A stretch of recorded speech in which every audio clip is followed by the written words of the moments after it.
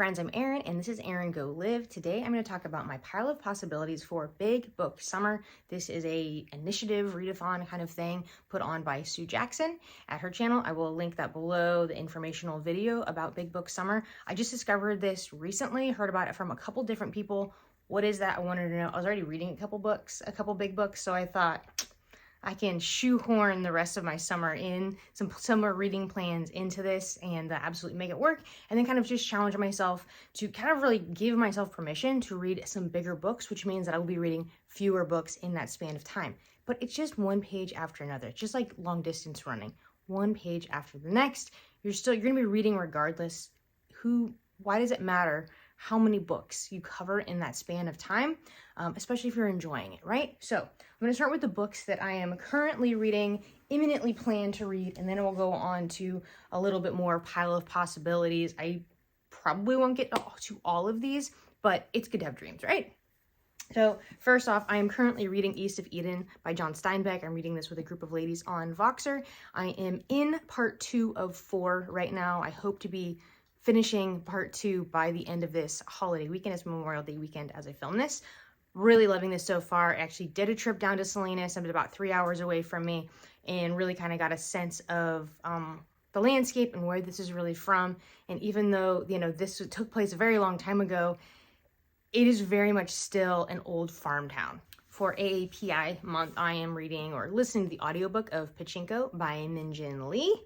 So this guy, by the way, a big book is a book over 400 pages. So some of these are, well over that. So this is, I think, just under 500 pages. East of Eden, I'm not sure. It's really long.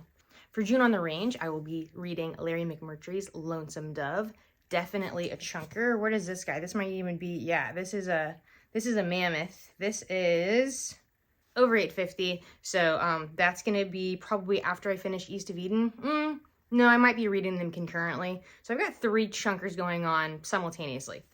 Then the kind of wild card books, the books that probably will be slated toward, I really whistled my S, will probably be later in the summer, but books that I'm interested in getting to sooner than later.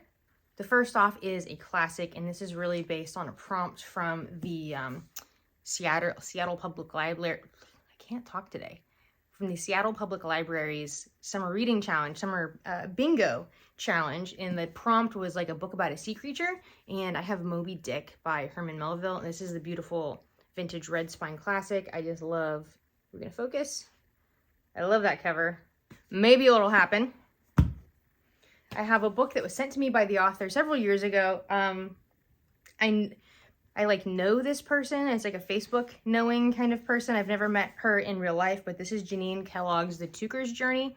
This is a middle grade fantasy book. Siblings Mitch, Tony, and Jovi discover a centuries-long battle to stop mysterious creatures called Grezniks from blowing up Earth and shattering life to bits. But will they have the courage to join the battle? This is a middle grade, but it is quite chunky. This is just under 600 pages. The shortest on this list, I think, just topping 400 pages, is Case Histories by Kate Atkinson.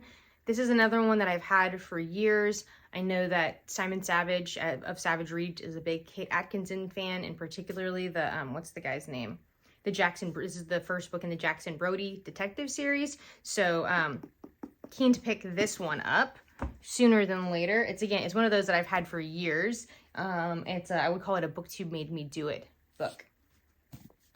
Another I've been just waiting to get to for forever is Mistborn by Brandon Sanderson. This is Final Empire. This is Mistborn Book 1, Final Empire.